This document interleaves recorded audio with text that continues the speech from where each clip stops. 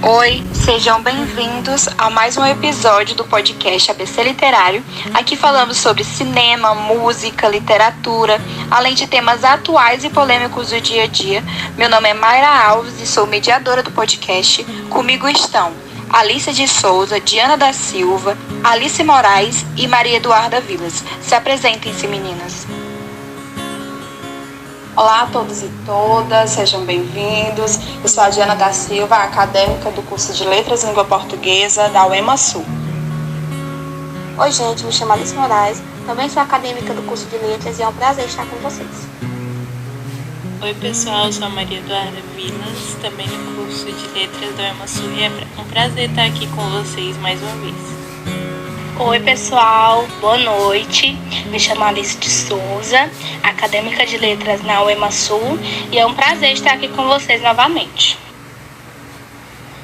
Bom gente, o tema do podcast de hoje é sobre música. Iremos discutir sobre a letra de Amarelo do rapper Emicida, lançada em 2019, que tem como simples Sujeito de Sorte, lançado em 1976 pelo cantor Belchior. Vamos debater cada trecho das músicas e como ambas retratam um contexto que fortalece a voz de pessoas marginalizadas pela sociedade. Começamos então sobre o título da música, que também leva o nome do álbum. Foi inspirado em um poema de Paulo Leminski, Amar é um elo, entre azul e o amarelo, no qual propõe um olhar sobre a grandeza da humanidade, sobre um mundo em decomposição. A música ela inicia com um áudio de uma pessoa em um esgotamento mental, em um estado de ansiedade. Já discutimos sobre esse áudio no episódio passado. Se você ainda não conferiu, corre lá para dar uma conferida na nossa análise. Logo após esse áudio, temos os trechos ampliados de Belchior. Eu gostaria de pontuar aqui o contexto histórico de cada música, contribuindo assim na nossa análise.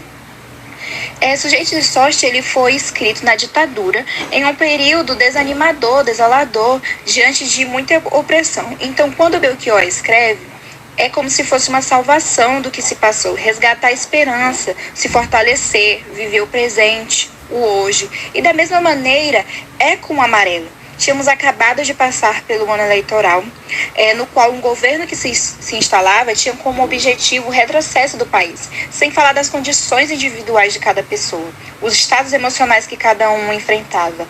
Logo, se ano passado nós fomos abatidos, dessa vez iremos ser mais fortes do que os nossos problemas. Não iremos aceitar a derrota, mas lutar contra ela. Diante disso, eu chamo a Alice Souza para dar sua reflexão sobre os trechos iniciais da música. Oi gente, tudo bem?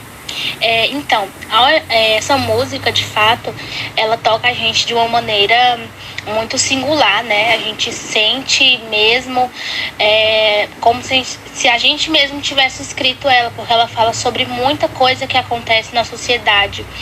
E tem uma parte também que ele fala, né? Que é uma frase na música fala assim: ano passado eu morri, mas esse ano eu não morro. O que ele quis dizer com ano passado eu morri? Como que uma pessoa morre ano passado e esse ano ela não vai morrer? Trazendo, né, para um sentido poético, né, a gente entende que essa parte que ele fala, ano passado eu morri, quer dizer que ele passou por muitos problemas, que ele passou por muitas situações estas que podem ser interpretadas de amplas formas, né? Pode ter passado uma depressão, uma ansiedade, enfim. E quando ele fala, mas esse ano eu não morro, ele dá uma frase de esperança, né? É como se, poxa, ano passado eu passei por muitos problemas, mas este ano todos os problemas que eu passei ficaram para trás. Então é mais ou menos esse sentimento que nessa parte da música toca muita gente, que é o que a gente precisa, né? É ter essa esperança de que se um ano foi ruim, foi péssimo, no outro a gente pode fazer dele melhor. Exatamente, Alice. Né? E logo após o simples de Belchior, já começa com o Emicida tratando da questão de determinação, não é?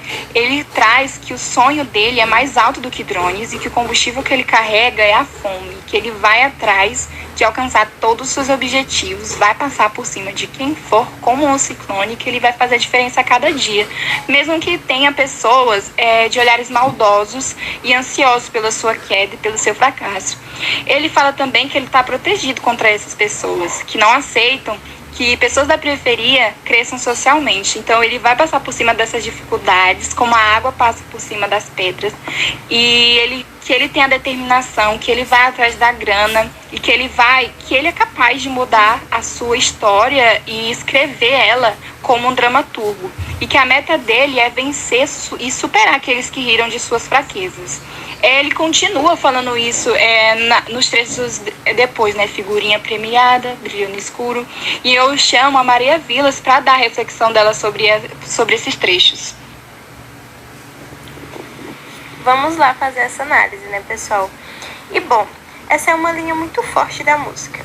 Emicida ainda continua deixando sua essência e falando sobre sua vida na periferia, nunca deixando para trás o que ele foi e o que formou ele.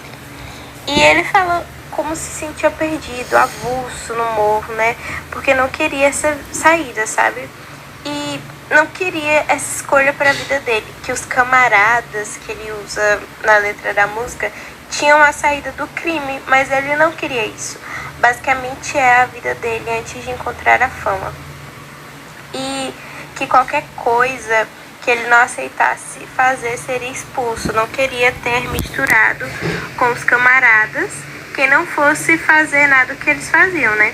E o cantor usa muita gíria nas suas letras, e uma delas é torro, que significa dinheiro, e isso significa dinheiro no mundo da música do funk, né?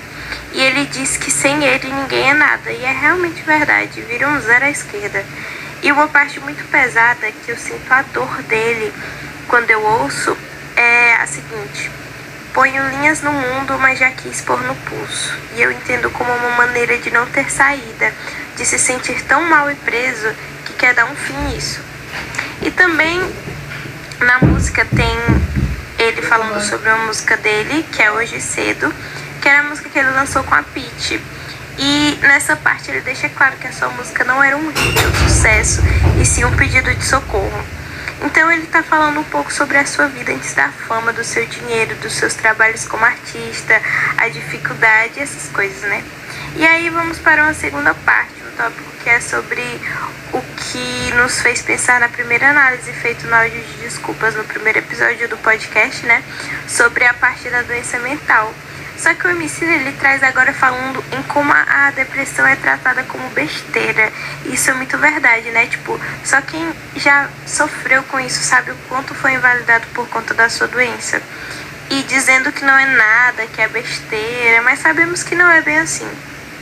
Ele fala que é pra reagir, né? Ele fala pra revidar, porque a estrutura social quer acabar com todos, e até aqueles que estão bem e que conseguem seus objetivos. Então o MC dele deixou um recado muito bom pra nós, que é: revide com aqueles que interferem pra te levar à lona. Então é sempre isso que o MC nos traz. E obrigada, gente. É isto aqui. Bom, gente, logo após os versos de Belchior e de Emicida, entra a Pablo e a Maju, né?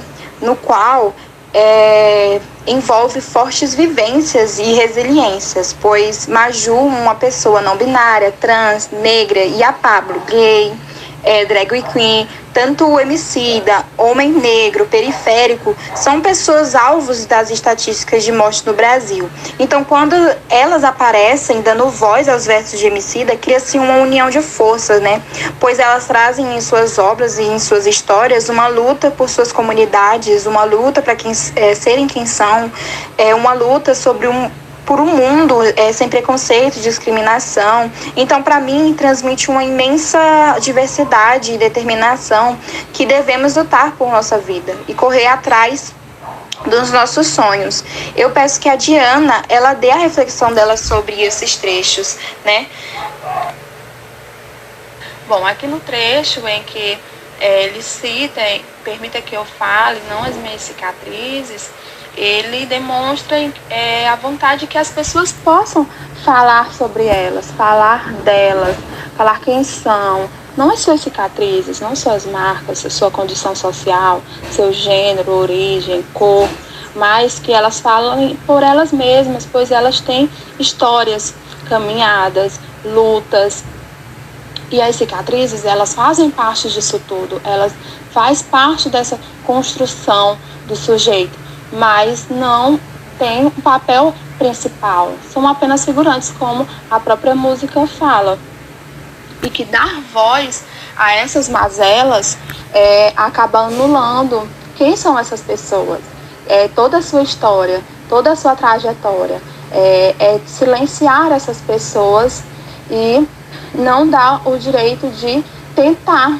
E isso acaba fazendo com que as pessoas se sintam frustradas de pensarem que aquilo que é para elas, que esse é o destino delas, e não acreditar em dias melhores, em dias em que tem momentos ruins, sim, mas continuar lutando e continuar em busca dos seus sonhos e objetivos.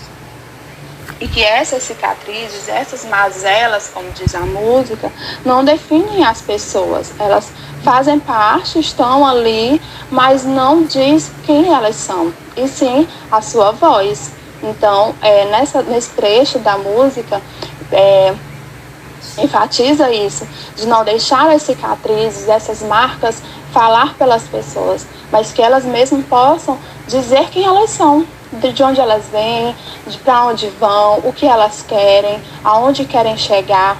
Então, essa parte da música é bem interessante e importante de passar essa mensagem, de que apesar de que tem tudo isso, e que às vezes nem tem, né, porque tem muitos julgamentos e preconceitos na nossa sociedade, e que essas pessoas, elas precisam continuar lutando, precisam continuar sendo corajosas para poder seguir em frente e alcançar seus objetivos. Exatamente, Diana. E chegando ao final da letra da música, a gente tem com mais ênfase essa determinação e essa questão de inspiração e de motivação que o Emicida traz nas letras. Então eu chamo a Alice para finalizar os trechos da música. E aí eu até queria fazer a leitura desse último trecho com vocês, que ele é muito interessante, que diz assim: aí maloqueiro, levanta essa cabeça, enxuga essas lágrimas, certo? Você mesmo. Respira fundo e volta pro ringue, vai. Você vai sair dessa prisão, você vai atrás desse diploma. Com a fúria da beleza do sol, entendeu? Faz isso por nós, faz essa por nós. Vai, te vejo no pódio.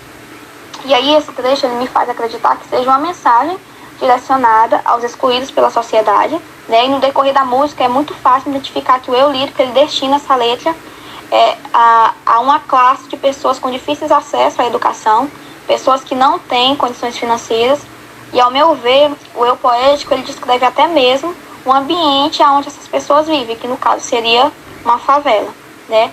E diante de todos esses fatores apontados, as questões, como questões financeiras, né, os obstáculos da vida, o eu lírico faz uma chamada à luta, né, que eu considero como uma chamada de suma importância, que é uma chamada que mesmo diante de tantas adversidades, eles precisam reagir, né, lutar, bater de frente, correr atrás dos objetivos, porque além de ser uma questão pessoal, é também uma questão coletiva, né, é uma luta que beneficia a todos nós.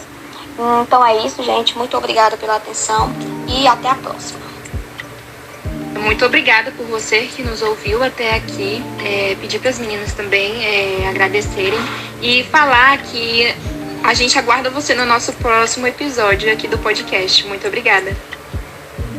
Então é isso, pessoal. Espero que vocês tenham gostado do nosso podcast e até a próxima. Obrigada, gente, pela atenção de vocês. Nos encontramos aqui no próximo podcast ABC Literário. Obrigada, gente, pela participação em mais um episódio. Vejo vocês na próxima. Tchau!